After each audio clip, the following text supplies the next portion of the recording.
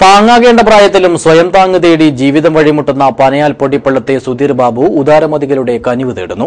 അരയ്ക്ക് താഴെ ചലനശേഷി നഷ്ടപ്പെട്ടതിനാൽ സ്കൂളിന്റെ പടിവാതിൽ പോലും കാണാനുള്ള ഭാഗ്യമുണ്ടായിട്ടില്ലെങ്കിലും സ്വപ്രയത്നത്താൽ ചെറുകഥകളും ലേഖനങ്ങളുമെല്ലാം എഴുതുന്ന സുധീർ ബാബു പക്ഷേ ഇന്ന് ഉപജീവനത്തിനായി തുടങ്ങിയ ഭാഗ്യക്കുറി വിൽപ്പനയിലും പ്രതിസന്ധികളാൽ ശ്വാസം മുട്ടുകയാണ്.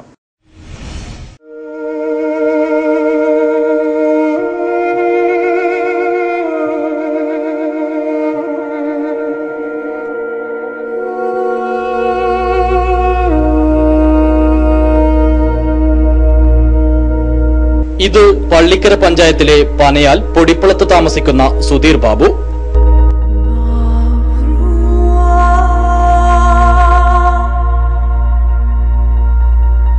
അരയ്ക്ക് താഴെ തളർന്നെങ്കിലും ജീവിതത്തിന്റെ വെല്ലുവിളികളെ സുധീരൻ നേരിടുന്ന 36-കാരൻ.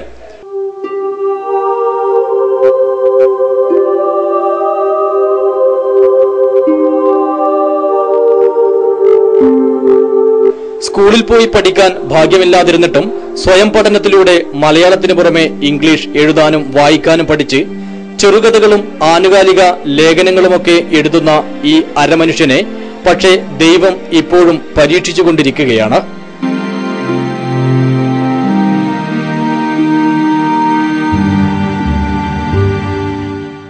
സത്യം പറഞ്ഞൊരു ഭാഗ്യപരീക്ഷണം അത് മറ്റുള്ളവർക്ക് എത്തിക്കുകയാണ് ഞാനിപ്പോൾ ചെയ്തുകൊണ്ടിരിക്കുന്നത്. പക്ഷെ എന്നെ സംബന്ധിച്ചിട്ട് എൻ്റെ ജീവിതത്തിൽ പ്രയാസമുണ്ടായിട്ട്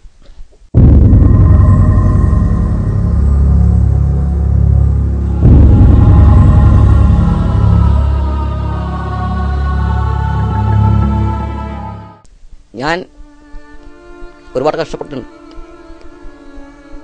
പക്ഷെ എന്നെ സംബന്ധിച്ചിട്ട് ഞങ്ങൾക്ക് ഒരുപാട് വിഷമങ്ങളില്ല. ഇന്നും സഞ്ചരിക്കാനും പോവാനും വരാനും എൻ്റെ ജീവിതത്തിലും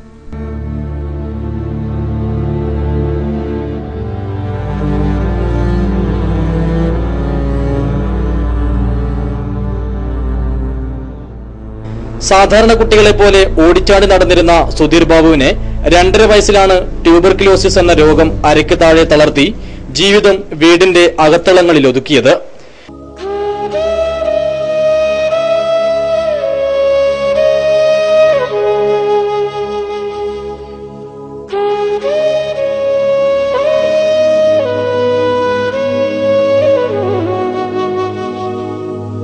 സഹോദരങ്ങളുടെ വീട്ടിലെ പഠനവേളകളിൽ നിന്നും അറിവിന്റെ ആദ്യാക്ഷരങ്ങൾ സ്വായത്തമാക്കിയ സുധീർ ബാബു അസാമാന്യ വൈഭവത്തോടെ പിന്നീട് പാഠഭാഗങ്ങളെക്കുറിച്ച് അവർക്ക് തന്നെ ട്യൂഷൻ എടുത്തു കൊടുത്തതു മുതൽ തുടങ്ങുന്നു വിധിയോടുള്ള പടവെട്ടൽ.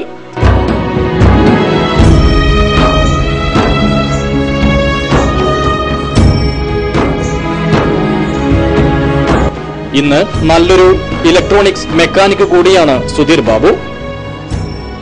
താൻ താങ്ങും തണലുമാകേണ്ടവർ തനിക്ക് താങ്ങാകാൻ പാടുപെടുമ്പോൾ കണ്ടു നിൽക്കാനാകാതെ വീൽചെയറിന്റെ സഹായത്തോടെ തനിക്കില്ലാത്ത ഭാഗ്യം മറ്റുള്ളവർക്ക് എത്തിച്ചു കൊടുക്കാൻ പ്രാർത്ഥനയോടെ ലോട്ടറി വിൽക്കുകയാണ് ഇന്ന് സുധീർ ബാബു. പാലക്കുന്നിലും പരിസര പ്രദേശങ്ങളിലും ഭാഗ്യവുമായി ഊരുചുറ്റുന്ന സുധീർ ബാബുവിന്റേത് ഒരുപക്ഷെ പ്രേക്ഷകർ കണ്ടുമറന്ന മുഖമാകാം. കാലത്ത് ഇദ്ദേഹം പരസഹായത്തോടെ റോഡിലെത്തുന്നതും കുടുംബത്തിന് താങ്ങാകണമെന്നുള്ള നിശ്ചയദാർഢ്യത്തോടെ അധികാരികൾക്ക് അപേക്ഷ നൽകി സ്വന്തമാക്കിയ പെട്ടിക്കട അവർക്ക് തന്നെ തിരിച്ചേൽപ്പിക്കേണ്ടി വന്നതുൾപ്പെടെയുള്ള ഒരുപാട് കഥനകഥകൾ ഈ ഭാഗ്യവിൽപ്പനക്കാരന് ഇന്ന് പ്രേക്ഷകരോട് പറയാനുണ്ട്. പഞ്ചായത്ത് അനുവദിച്ച സ്ഥലത്ത് പെട്ടിക്കട നടത്താൻ അധികാരികൾ നിർദ്ദേശം നൽകിയതും അതുമൂലം ഒറ്റപ്പെട്ട സ്ഥലത്ത് പെട്ടിക്കട നോക്കുകുത്തിയായതുമെല്ലാം സുധീർ ബാബു നിസ്സഹായതയോടെ പറയുന്നു. ജീവിക്കാനുള്ള വക പോലും കണ്ടെത്താനാകാതെ വിഷമിക്കുമ്പോൾ പെട്ടിക്കടയ്ക്ക് മാസാമാസം അടയ്ക്കേണ്ട തവണകൾക്ക് വഴിയില്ലാതെ വന്നപ്പോൾ പെട്ടിക്കട അധികൃതർക്ക് തന്നെ തിരിച്ചേൽപ്പിക്കുകയായിരുന്നു.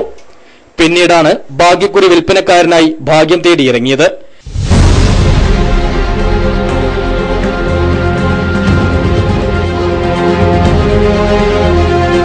പക്ഷേ പഴകി ദ്രവിച്ച തന്റെ വാഹനം പലപ്പോഴും ഇദ്ദേഹത്തെ വഴിയിൽ കൂടുതൽ തളർത്തുന്നു. നല്ല സഞ്ചാരയോഗ്യമായൊരു വാഹനം മാത്രം കിട്ടിയാൽ സുധീർ ബാബു ഏറെ സംതൃപ്തനും സന്തോഷവാനുമാകും. വിധി പരീക്ഷിച്ച് തളർത്തിക്കൊണ്ടിരിക്കുന്ന സുധീർ ബാബുവിനെ ദൈവത്തിന്റെ കൈത്താങ്ങ് പോലെ ഉദാരമതികളായ ആരെങ്കിലും സഹായവുമായി എത്തുമെന്നുള്ള വലിയ പ്രതീക്ഷയും വാചാലനായ ഈ ബഹുമുഖ പ്രതിഭ പങ്കുവയ്ക്കുന്നു. സുധീർ ബാബുവിന്റെ കഥനകഥകളുടെ പൂർണ്ണരൂപം ശനിയാഴ്ച രാത്രി 8:30 കാസർഗോഡ് വിഷന്റെ നേർക്കാഴ്ചയിൽ കാണാം. News bureau, Uduma.